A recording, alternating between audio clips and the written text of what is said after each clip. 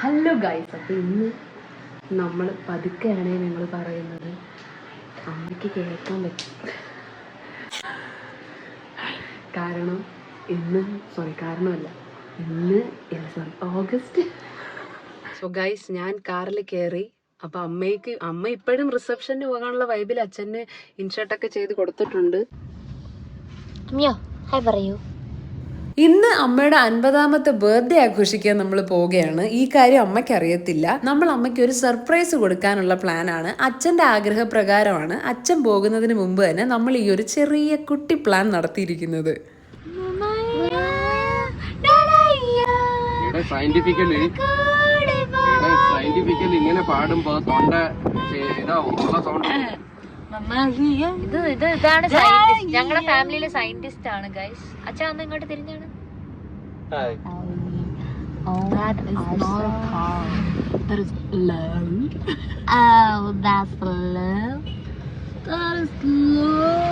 എടാ എന്തോന്നാണ് നമ്മൾ അടിക്കാൻ വന്നിരിക്കുന്ന?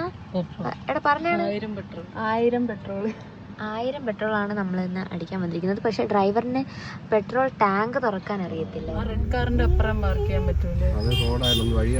അങ്ങനെ നമ്മൾ ഫൈനലി ഡെസ്റ്റിനേഷനിൽ എത്തിയിരിക്കുകയാണ്. ഇപ്പോഴും ഒരു കാലത്തും നടക്കാത്ത ഏതോ ഒരു റിസപ്ഷനും കാത്തു നിൽക്കുകയാണ് അമ്മ.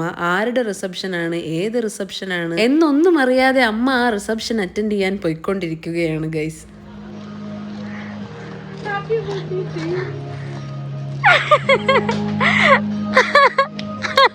അമ്മ ഒട്ടും എക്സ്പെക്ട് ചെയ്യാത്ത ഒരു കാര്യം ആയതുകൊണ്ട് തന്നെ അമ്മയുടെ കയ്യിൽ നിന്ന് ഫുൾ പോയിട്ടുണ്ടായിരുന്നു. അച്ഛൻ അങ്ങനെ കരയാത്ത ഒരാളാണ്. അത്ര പെട്ടെന്നൊന്നും അച്ഛൻ നമുക്ക് തോറ്റു തരത്തില്ല. പക്ഷേ ഇപ്രാവശ്യം അച്ഛനെയും നമ്മൾ കരയിപ്പിച്ചിരിക്കുകയാണ്. അങ്ങനെ നമ്മൾ നേരെ ഒരു ചെറിയ കേക്ക് കട്ടിങ്ങിലോട്ട് പോയി. അമ്മയ്ക്ക് ഭയങ്കര സന്തോഷമായിരുന്നു. അമ്മ ഇങ്ങനെ കേക്ക് കട്ട് ചെയ്യുമ്പോൾ കണ്ണിന്നൊക്കെ ഇങ്ങനെ കുടുകുടാ കണ്ണുനീരൊഴുകയായിരുന്നു. അമ്മയ്ക്ക് 50 വയസ്സ് തികഞ്ഞു എന്ന് ഞങ്ങൾക്ക് ഇപ്പോഴും വിശ്വസിക്കാൻ കഴിഞ്ഞിട്ടില്ല. ശരിക്കും പറഞ്ഞാൽ 50 വയസ്സെന്നുള്ളത് ഒരു വയസ്സേ അല്ല. കാരണം ഒരുപാട് ആൾക്കാർ പറയുന്നത് കേട്ടിട്ടുണ്ട്, എനിക്ക് 50 വയസ്സായി, ഇനി എന്ത് ചെയ്യണം, ഇനി അധികം കാര്യങ്ങളൊന്നും ചെയ്യാനില്ല, ആയുസിന്റെ പകുതി കഴിഞ്ഞു. പക്ഷെ അങ്ങനെയൊന്നുമല്ല. അമ്മയിൽ നിന്ന് ഞങ്ങൾക്ക് മനസ്സിലാക്കാൻ സാധിച്ചത് വയസ്സെന്നുള്ളത് വെറും ഒരു നമ്പർ മാത്രമാണ്. അമ്മ ഞങ്ങൾക്ക് എന്നും നല്ലൊരു ബെസ്റ്റ് ഫ്രണ്ടാണ്. അച്ഛൻ എന്നും നല്ലൊരു ഭാര്യയാണ്. അമ്മമ്മയ്ക്ക് എന്നും നല്ലൊരു മകളാണ്. സഹോദരങ്ങൾക്ക് എന്നും നല്ലൊരു സഹോദരിയാണ്. അങ്ങനെ അമ്മ ഉൾപ്പെടുന്ന ഓരോ കാര്യത്തിലും അമ്മയുടെ ബെസ്റ്റ് ആണ് എപ്പോഴും കൊടുക്കാറ്. അതുപോലെ തന്നെ അമ്മയിൽ നിന്നും ഞങ്ങൾ 3 മക്കളും പഠിച്ച ഒരു പാഠമാണ്, അല്ലെങ്കിൽ ഒരു വാക്കാണ് ക്ഷമ.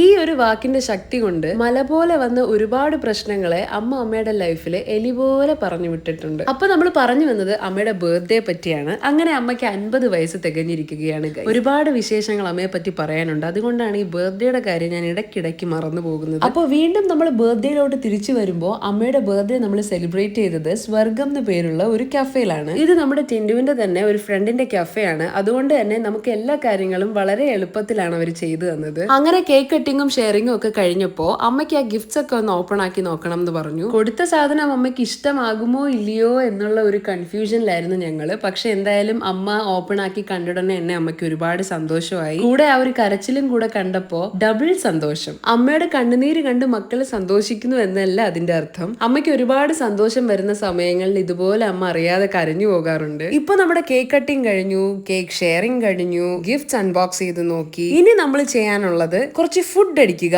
എന്നുള്ള ഒരു കാര്യമാണ്. ഒരിക്കലും നമുക്ക് മാറ്റി വെക്കാൻ പറ്റാത്ത ഒരു സാധനമായത് കൊണ്ട് തന്നെ വളരെ തിരക്കിട്ടാണ് നമ്മൾ ആ ഒരു മെനുവിലൂടെ ഓടിത്തിരിഞ്ഞ് മറിഞ്ഞത്. നമ്മൾ ഇത്രയൊക്കെ കാര്യങ്ങളിൽ വ്യാപൃതരായിരിക്കുന്നെങ്കിലും ഒരു സൈഡിലിരുന്ന് അമ്മയുടെ സന്തോഷം കണ്ട് സ്വയമേ സന്തോഷിക്കുകയായിരുന്നു അച്ഛൻ. അങ്ങനെ നമ്മൾ ഓർഡർ ചെയ്ത സാലഡ്സും ഷാർജയും ഷവർമയും അൽഫാം മന്തിയും ലോഡഡ് ഫ്രൈസും ഒക്കെ ആ ടേബിളിൽ എത്തി. അച്ഛൻ പൊതുവെ പുറത്തുള്ള ഫുഡൊക്കെ അങ്ങനെ കഴിക്കാത്ത ആളാണ്. പക്ഷെ ഈ ഒരു സന്തോഷത്തിൽ അച്ഛനും നമ്മുടെ കൂടെ ചേർന്നു എന്നുള്ളത് നമുക്ക് ഒരുപാട് സന്തോഷം തരുന്ന ഒരു കാര്യമായിരുന്നു. ഇതിനിടയ്ക്ക് ഒരുപാട് ഫണ്ണായിട്ടുള്ള മൊമെന്റ്സ് ഒക്കെ ഉണ്ടായി. ഒരുപാട് കാര്യങ്ങളൊക്കെ എടുക്കാൻ മിസ്സായി. കാരണം ആ ഒരു സന്തോഷത്തിൽ ലയിച്ചിരുന്നപ്പോൾ വീഡിയോ എടുക്കുന്നതിനെ പറ്റി ശരിക്കും പറഞ്ഞാൽ ഞാൻ ഓർത്തിട്ടില്ലായിരുന്നു. അങ്ങനെ നമ്മുടെ വയറും മനസ്സും ഒക്കെ ഒരേപോലെ നിറഞ്ഞിട്ടുള്ള ഒരു അവസ്ഥയിലാണ് നമ്മൾ ഇന്ന് തിരിച്ച് വീട്ടിലോട്ട് പോകുന്നത്. അപ്പോൾ വീണ്ടും കാണുന്നത് വരെ ബൈ.